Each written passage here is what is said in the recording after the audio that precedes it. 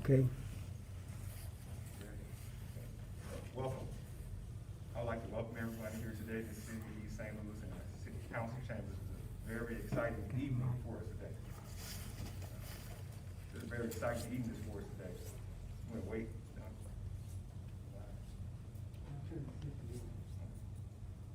As we begin to embark with a new territory here. So, this will be a back history. So, the NAACP President Stanley Franklin and myself, we got together. We wanted to do a little something here differently in the City of East St. Louis. So what we did was, last week we adopted this and made it a resolution to adopt these 10 shared principles. And the City of East St. Louis is very excited about partnering with the NAACP and the foundation that they're set here for. This not for us, but for the state of Illinois. We understand the work that went behind crafting these 10 shared principles, and we're very excited about that. But I'm gonna bring the man up that's behind this and let him give us a history, because he's so rambunctious and he's my friend. The NAACP President, Stanley Franklin.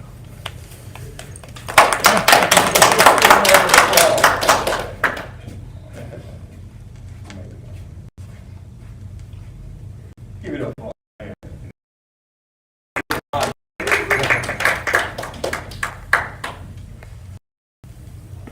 Thank the mayor of this great city of East St. Louis, to our state president, Teresa Haley, to Bob Moore, the chairman of the Criminal Justice System for the Criminal Justice Committee for the state of Illinois, and the East St. Louis NAACP members. Good evening. Good evening. I bring you greetings on behalf of the East St. Louis Executive Committee and the members of the East St. Louis branch. I don't think this is on. Got to hold it up. My, Got to hold it up. my name is Stanley Franklin. I am the president of the East St. Louis branch Put NAACP. the switches on. Well, we are here today because there's some real issues with policing in America. There's some real issues. You know that unarmed black men are getting killed by police officers. Not to mention that historical situation that happened with George Floyd. We watched a murder on television, 8 minutes and 46 seconds, where this law enforcement officer with his knee on the back of this black man. You know that there are some distrust with blacks in law enforcement. And there's some trust for some obvious reasons. Most of you all are familiar with that. Now you all know that I'm a country boy in Memphis. I was born in Memphis, raised in East St. Louis, graduated from school in East St. Louis, met my wife in East St. Louis. My children went to school in East St. Louis. I love East St. Louis. But we know that we're here to talk about those 10 shared principles. The mayor kind of alluded to that a little bit earlier. We're not here because we are anti-police. We're just anti-bad police officers. Just like most of the police officers should be also. There's a saying that one bad apple can spoil a whole barrel. So we're here to get rid of those bad apples, to put some things in place so that those bad apples won't make the good police officers look bad. And I don't want to be the one that call the police and get one of them bad apples and have a bad experience. You know, like the things that we have been seeing on TV about that bad apple. We're here to talk about those 10 shared principles. Those 10 shared principles are built upon valuing the life of every person, treating all persons with dignity and respect, building and rebuilding trust, building strong relationships, ensuring that the citizens better understand the laws, supporting diversity in the police departments, and focusing on de-escalation and training and the use of excessive force. The historical principles that will define the behavior that all East St. Louisans will start expecting when they encounter policemen. Mayor, by signing the 10 shared principles, by us signing the 10 shared principles, you're telling everyone that East St. Louis value lives. That all East St. Louisans, they value lives. By signing the principles, the 10 shared principles tonight, you're telling the police officers of East St. Louis that they will live with the principles of trust, positive relationships, and treating all people with dignity and respect. But Mayor, we're not going to leave you out there by yourself. We understand that it takes all of us working together to uphold the 10 shared principles in order to make this community a better community. I remember a quote that the state president said that the word unity comes from community. And we all live together. Mayor, I want to thank you for working so hard in regards to making this signing possible to bring us all together tonight. Being here this evening, you're demonstrating that you are dedicated in making East St. Louis a better place. But I want to let you know that the signing of the 10 principles, this is only the beginning. We have to continue this dialogue so that we can develop that relationship. Because you may realize that we all want the same thing. Your number one priority is safety. And the number one priority for citizens is to be able to live in a safe community. So, with that being said, I want to thank you, Mayor, our state president, Bob Moore, the members of the East St. Louis branch, and all those who assembled here this evening for coming out to be a part of this historical event. Thank you. And before I do that, there are some things that I want to share with you all in regards to some people that I want to recognize that have a few comments to share with you as it relates to the 10 shared principles. My friend, there's no stranger in this community. The Honorable Justice Milton Ward, he had a few comments that he wanted to share with this particular community. Justice.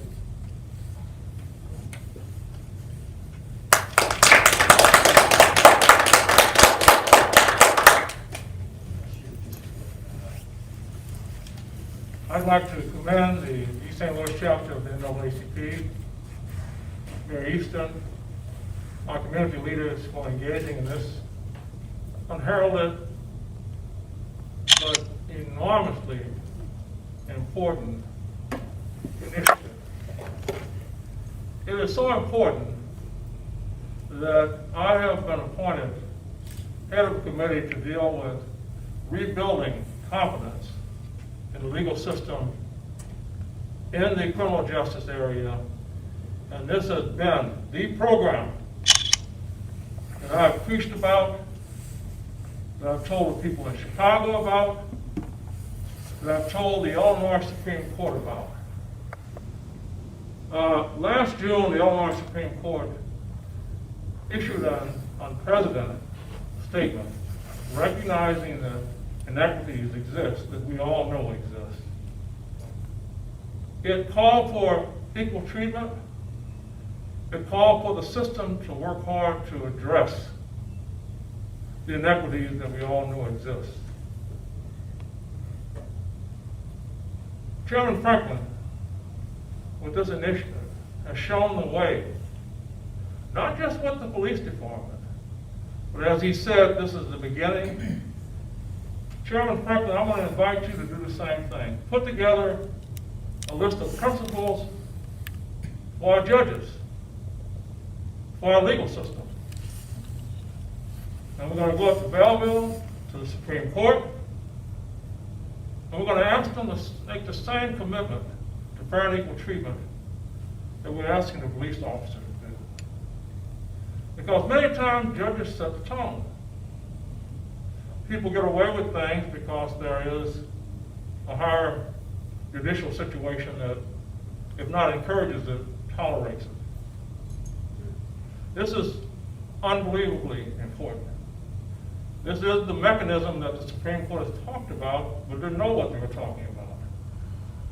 This is the opportunity for people to come together and to set an agreement of how people are going to be treated. And it's not just limited to police officers.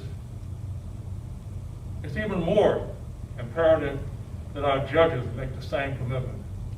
That they have a set of principles that they are pledged to abide by toward fair and equal justice. I'm so proud to see this happen. I have a great belief, though, in African American police officers. If you look at the many things, whether it's George Floyd, there's one thing that pops out at you. These are not African American police officers. And I think that there's one big difference between the African American police officer who is in tune with the community. He or she is not afraid of the people that they police.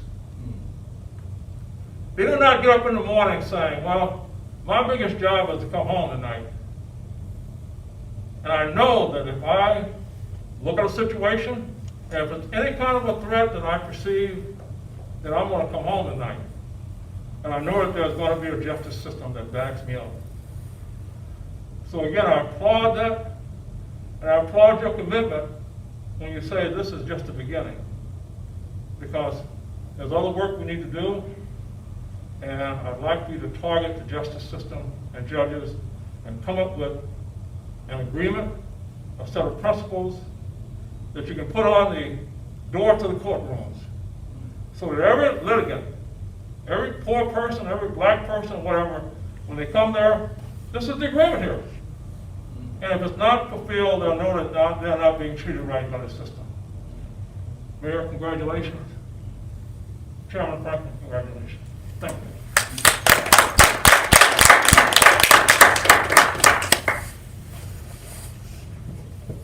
Give Justice one another round of applause. Yeah.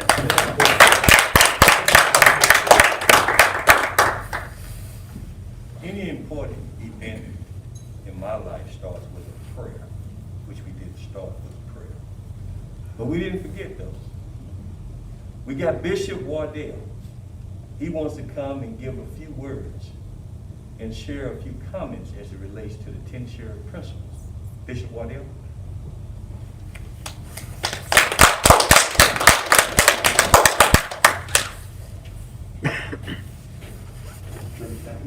want to say good evening, everybody. Good evening. Evening. Just honor God today, and thank you for the leadership of Mayor Robert Eastern and for the NAACP's leadership here. With Franklin, a lot of Christmas cards between us. We've been around for quite some time. We're very proud of the work and what we see happening here today. I think March 22nd, 1964, during a speech to a group of middle schoolers, Dr. King said to America that we must learn to live together as brothers or perish together as fools. That was 56 years ago. And he was addressing some of the very same issues in our society that we find today.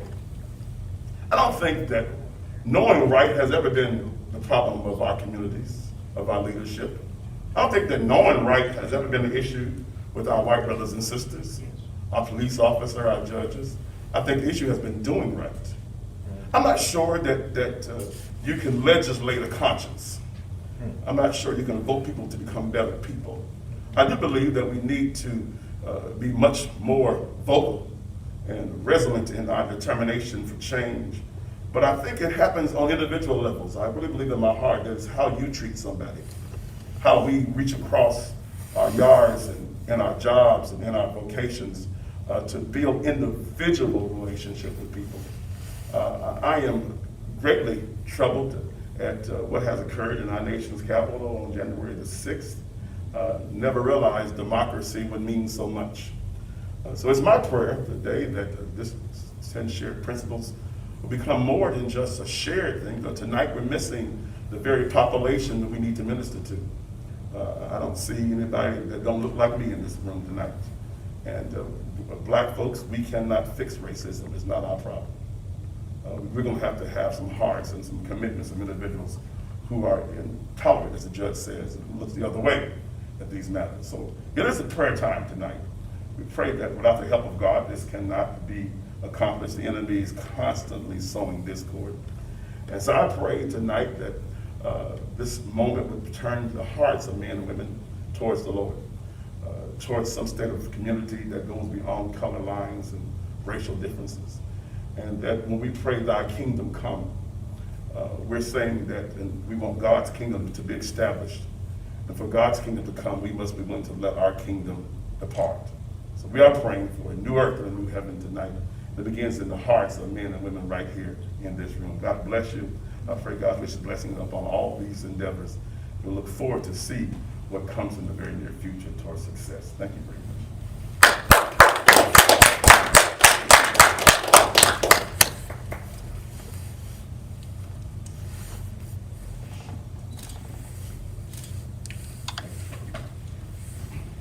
Thank you, Bishop Waddell, for those encouraging words and comments. Now, as we move along on this program,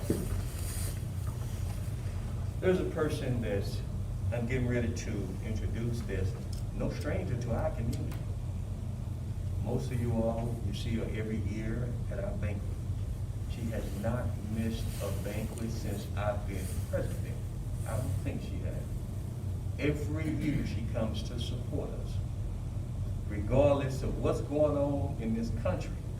If she has to travel, last year she traveled from Chicago and drove here to make sure that she was a part of the East St. Louis banquet.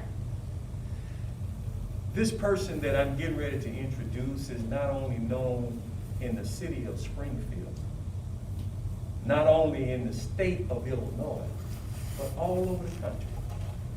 Last year at the BET Awards, you probably saw her sashaying across the stage.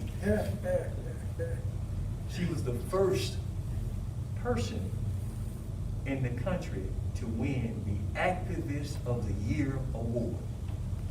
I think y'all heard me.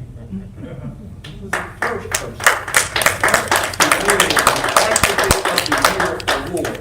Not only what she's doing in Springfield, but what she's doing all over the country. She's my friend. I remember when I was attending the meetings and going through the training, she was there. She was encouraging me and sharing some wisdom as to how can I help you. What do you need to do?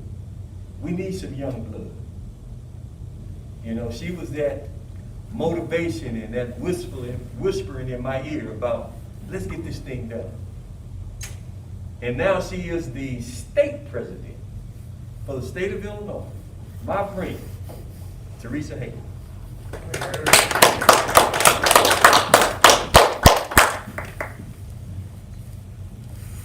you, Mr. President. Good evening. It is truly an honor and a blessing to be here. And let me just tell you how the 10 principles really got started for me. Springfield is just an hour and 10 minutes from East St. Louis. Ferguson is just right up the street from here. The NAACP was founded because of the 1908 race riots that took place in Springfield, Illinois. And after the Michael Brown situation, we said, no, not in our backyard or our front yard. We don't want that coming this direction. Because we realize with what's happening in America today, that we can have a race riot in any of our communities. Just a couple of years ago, I was down in New Orleans at the Essence Festival, and I came back for your 100th commemoration of your race riots, and we walked across what we know here as your Pettus Bridge. There are so many examples of black folks being disenfranchised, black men being lynched, strange fruit. As we celebrate Black History Month, what are we really celebrating? What is this saying to America today regarding our relationships between the police departments and the black community? Say it loud, I'm black and I'm proud. Say it loud, I'm black and I'm proud. I'm not an African American, because when I was a graduate student and president of the Black Student Association, we were forced to change our name because someone stood up and said at the Democratic Convention, we the African Americans. So they changed our name on campus. So we became the African American Student Organization. And I had 2 white women from South Africa come and join our organization and says that we are more African Americans than you are. And I said, you're absolutely right, you can have that. I had brothers from Africa. I had brothers from Haiti. I had brothers from the DR and from Jamaica. Said, we're not African Americans, but we can stand with you if you're still black people, because we say it loud. We're all black and we're proud. So I am a black woman in America today. And when I see my brothers and my sisters being murdered by police officers, they don't care about where you're from. All they see is your black skin, your light skin, your brown skin, your dark skin. And for that reason, it was important for us, the NAACP, the Illinois State Conference, to come together and say enough is enough. Yes, it started with me, but it didn't start with me. It started long before. People have been talking about this for 100 years. Black men being lynched. Now they're not hanging you by a tree, they're shooting you in your back as you run away. Same concept, still another black man dead. So how are we going to change this? We started working with our local law enforcement and saying enough is enough. And ironically, our national theme was enough is enough.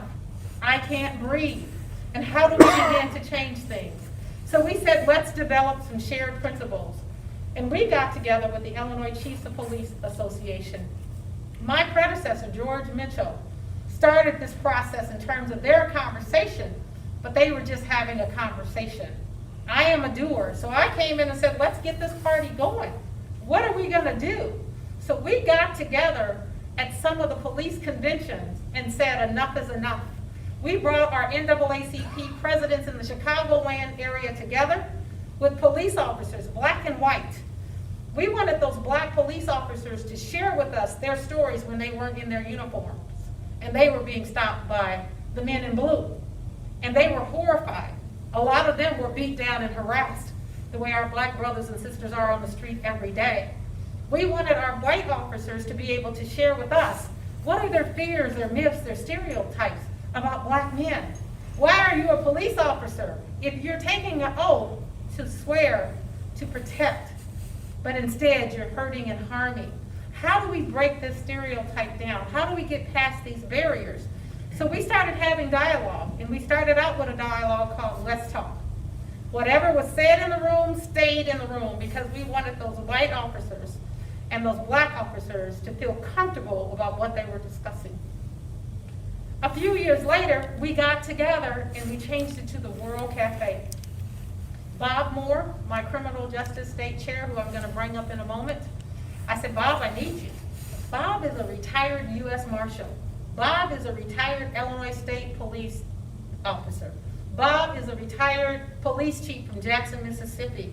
What better person to arm yourself with than to have the top of the top, who knows what he's talking about, right next to your side.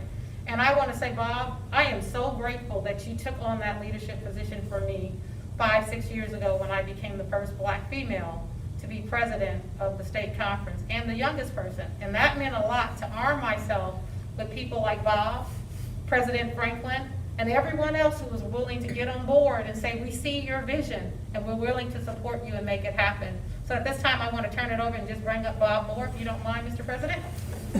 Let's give Bob a hand.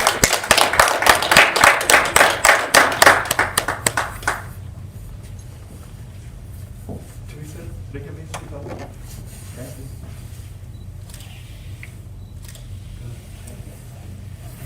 I don't know if that's. Thank you, Madam President. It's always a pleasure for me to come and talk to audiences across the state. Can you hear me? Yes. I guess I'm the bolts and nuts, bolts that keep putting this stuff together for the president. I've had the opportunity to travel across the state. This is our probably 27th or 28th meeting that we've had with different community groups across the state. And Ed Dwyzinski, who is my white partner, as they call it, he and I travel the state together. We do training with citizens and police together. We do that all over the state of Illinois. And he couldn't make it today, but he did prepare the 10 principles over here, which we're going to have signed here a little bit later. I'm privileged I'm a lifetime member of the NAACP. Every community that where I have worked, I have been a part of trying to make things better for police, community, and the NAACP. I was deputy chief in Savannah, Georgia, and I worked extremely closely with the NAACP there on black crime. And I got to Jackson as chief of police, and I had a great relationship with the NAACP there. They actually paid out my lifetime membership for me. That's the type of relationship that I had with them. And so it is now that these 10 principles, of which we, as the NAACP criminal justice team, are the co-authors of these principles. We are the co-authors with the Illinois chiefs. And we said it took us about at least 4 months to agree on these principles. And I never thought that it would be so easy for a civil rights group and a law enforcement group to come together to sign off on anything, because that's not the norm. So what we did, we were breaking the norms. We were breaking the norms. As our president said, the incident over in Ferguson caused a lot of eye openings from the law enforcement side. And the law enforcement side said, we got to do something. We don't want these things coming to Illinois. And we've done pretty good here in Illinois, except there was the McDonald case in Chicago. And that case came about, that officer is now in jail that shot the McDonald kid. And we are monitoring every community in the state. We're having our presidents across the state. We want to know what's going on in your community. And if these principles are opening up doors for us to call your police chiefs, to call your mayors, because when you sign those principles, you're telling the NAACP statewide that we can call you. If we got a problem, you're saying, yes, we are entering into a partnership. And you are now, after a while, you will be our partners, Mayor. And I feel comfortable enough that I can call you and say, we need to discuss an issue. And we've had to do that in some areas across the state. We had to do cold calls. When we had clients that called us, they'll call the president and they say, and they call them at the worst time of the situation. They do. But they could have called before the dog got out of the pen, and we probably could have helped them better.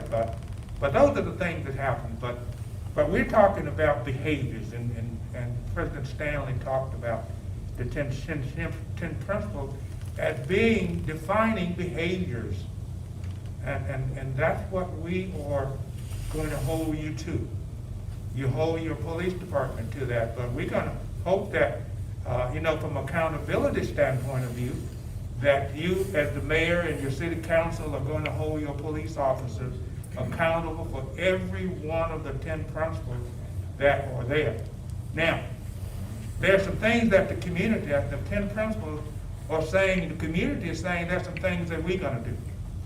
They're saying that we're going to become much more familiar with the law so that we cannot have these petty incidents that come happen in our when traffic stops.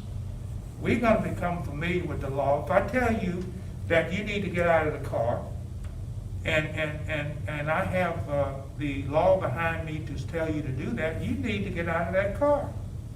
But we have so many people to say that I don't have to get out of the car when police officers tell me to do that. You actually do, because the Supreme Court has ruled in that favor.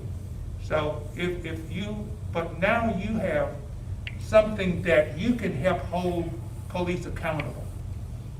You can help us hold police accountable, because we're not, as chiefs, and I sat in the chief's chair in Jackson, Mississippi. I had 500 officers under me. 500. Now, there was no way in the world that I could know what was going on with those officers. But you are the eyes and ears of our community. And you have to let us know what's going on in the street. You have to let us know, because that's the only way we can get rid of bad police officers. Right? Knowing what you do. You have to become a good witness. You have to become a good reporter in terms of bad behavior, because that's how we get rid of bad police officers. Now you have 10 principles.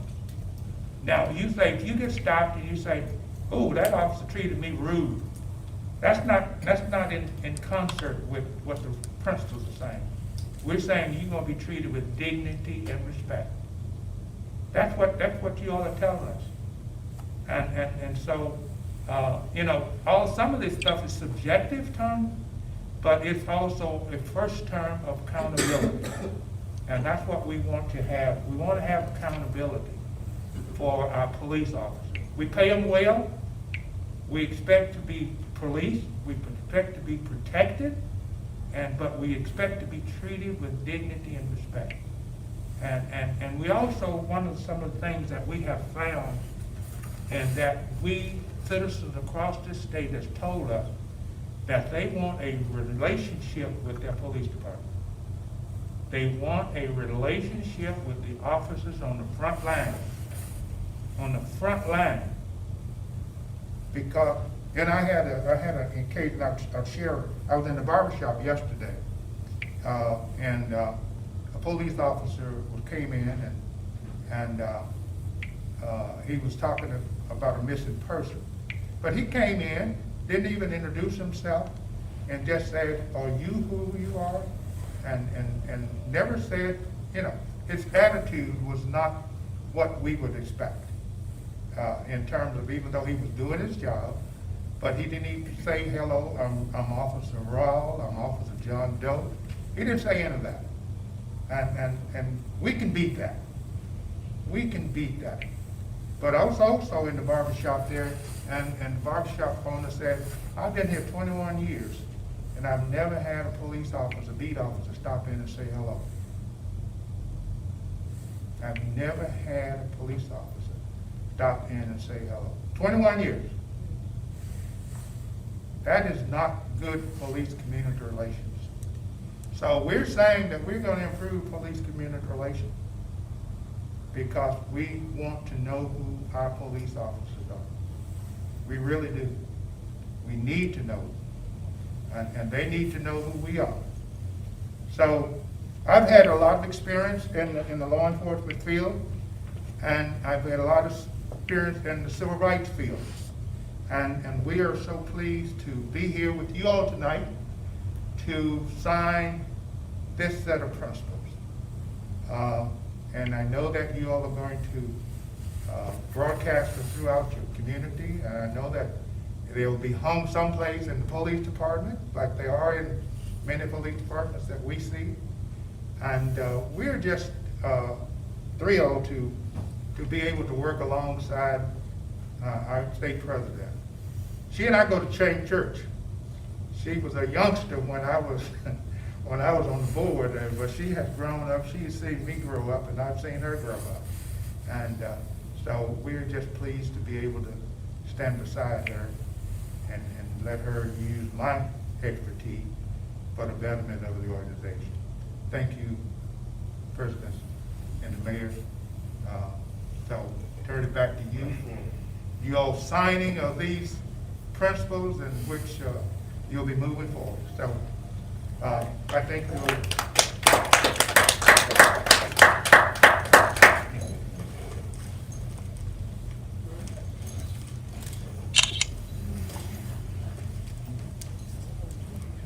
Okay. Good. Good. Over there so you can read them. You want to sign? Okay. Yes, I guess you can bring it here. So here's how we usually do this. Mr. Mayor, you want to come up with Sure. President Franklin? Can you stand in front of the podium a You little want bit? to stand in front of the podium? So do. Since this is called the 10 shared principles, what we'd like for you to do, President Franklin and Mayor Easton, we'd like for you to take turns reading each of the principles, and then we'll sign the principles. Okay. So, if you want to be on the other Okay. side, whatever's easier. Now, the first principle is that we value the lives of every person and consider life to be the highest value. Number 2, all persons should be treated with dignity and respect. This is another foundational value. Number 3, we reject discrimination toward any person that is based on race, ethnicity, religion, color, nationality, immigrant status, sexual orientation, gender, disability, and familiarity status. Number 4, we endorse the 6 pillars of the report of the President's Task Force on 21st Century Policing. This is the first pillar to build and rebuild trust throughout the procedural justice, transparency, accountability, and honest recognition of the past, present, and of obstacles. Number 5, we endorse the values inherited in community policing, which includes community partnership, involving law enforcement, engaging in police officers and residents outside of interactive action, specifically to enforcement of the law, and problem solving that is collaborative, not one-sided. Number 7, we believe that developing a strong ongoing relationship between law enforcement and communities of color and leadership level and street level will be the keys to diminishing and eliminating racial tension. Number 8, we believe that law enforcement and community leaders have mutual responsibilities to encourage all citizens to gain a better understanding and knowledge of the law, to assist them in interactions with the law enforcement officers. Number 9, we support diversity in police departments and the law enforcement profession. Law enforcement and communities have mutual responsibility and should work together to make all concerted effort to recruit diverse police departments. We believe that de-escalation training should be required to ensure the safety of the community members. and officers. We endorse the use of de-escalation tactics to reduce the potential for confrontation that endangers law enforcement officers and community members. And the principles of human life should not be taken only as a last resort. And those are the 10 shared principles.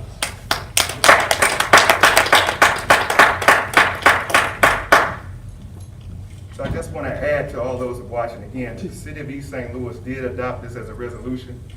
So this is just not a something that we're just going to hang on the wall. This is something that is law in the city of East St. Louis. And it's something that our police department will adhere to, and it's something that does not conflict with a CBA agreement as a police department. So I'm excited about these 10 shared principles, and I'm excited about the work that is going to be done with it. Let me hold this and have you gentlemen sign it. Congratulations, President Franklin. Okay. Sign on this one, sir.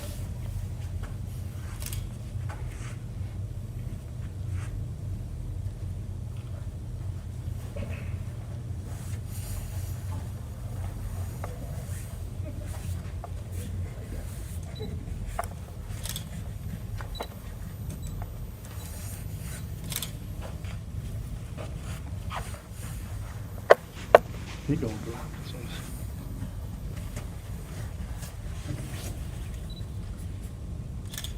And we have one more for you all to sign, so one goes with the mayor and one goes with the police department.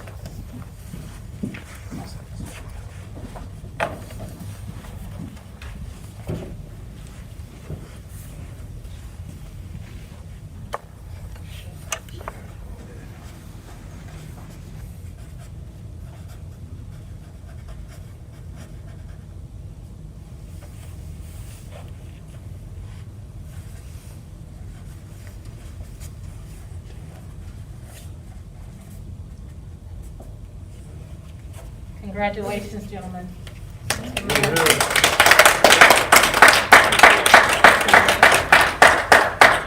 And I must say that this is the second one that he had, Mr. Franklin, because he had one with the state police.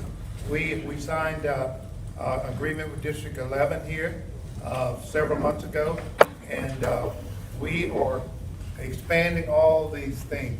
And the last thing I'd like to say on goals, I know de-escalation is one of the goals that could be easily set in your department. Set a goal around that de-escalation. And also, I'd like to see one set around training the community on the law. And because we have found that citizens across the state have a serious void in understanding the law. And that's why they cause so much problem, because they don't understand the law. So that's why one of the eight is put in there to give them a better understanding of the law. I'll be remiss if I didn't ask that our Assistant Chief Ireland, if he could come up and say a few words that relates to the 10 shared principles.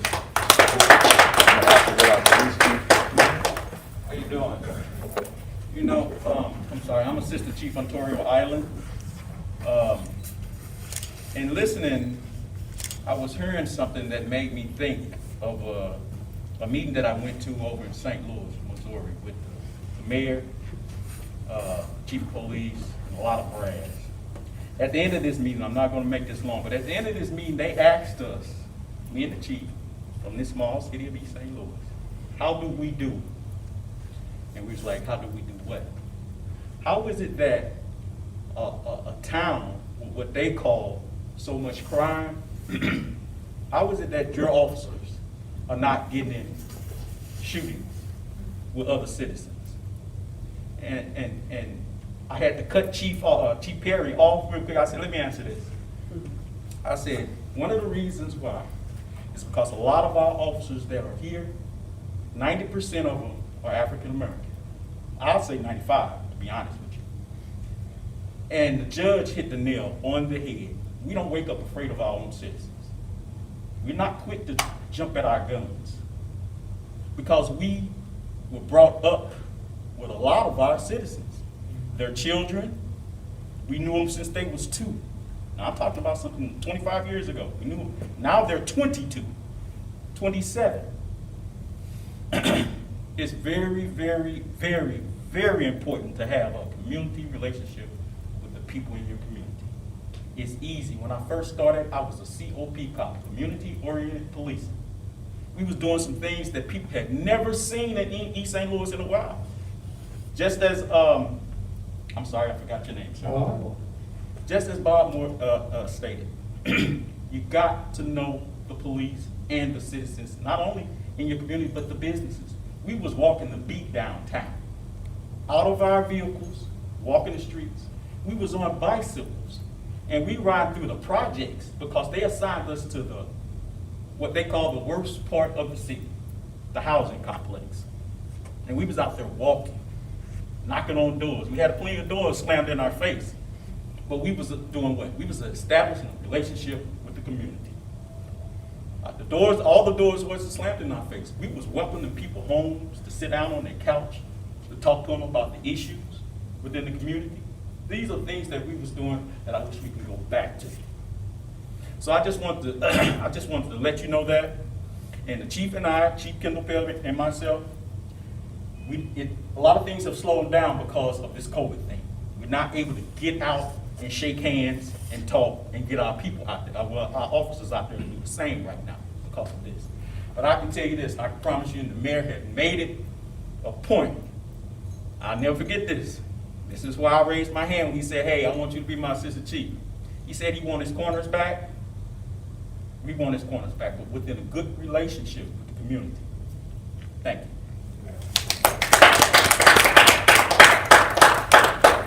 That's a good point in regards to one of the principles as it relates to community policing.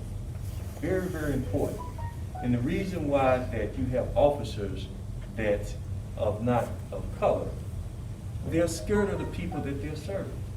So if you fear the people that you're supposed to be serving, that's the reason why they have all these unarmed shootings. They're intimidated by the people. And it's important that signing the 10 sheriff principles, and the mayor mentions this, and I don't know if you remember when he told me, he said, Stan, we're gonna start in East St. Louis, but this is just gonna be the start.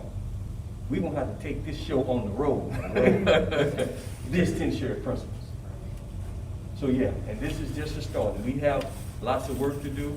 The mayor has said that he's willing to get more actively involved with the NAACP and be able to utilize his resources in regards to assisting us in the work that we are doing within the NAACP. Again, so thank you all for coming out. President Franklin, kudos to you and all the things you're doing. Madam President, appreciate you and all that you do, and thank you for coming down to support him, which supports our city. We love you for that. We appreciate you. Judge Warden, I salute you. The reason why I wear bow ties. I don't have one on tonight, but that's the reason right there. Appreciate you all. Thank you. All the NAACP people that can't take us. Yes, what we need to do in terms of one of the things that we do as it relates to the 10 sheriff principles, the NAACP members, we take kind of a picture around me and the mayor with the signs, and the chief taking the pictures of the 10 sheriff principles. So the members of the NAACP, we have our first vice president, Andrew Bailey, our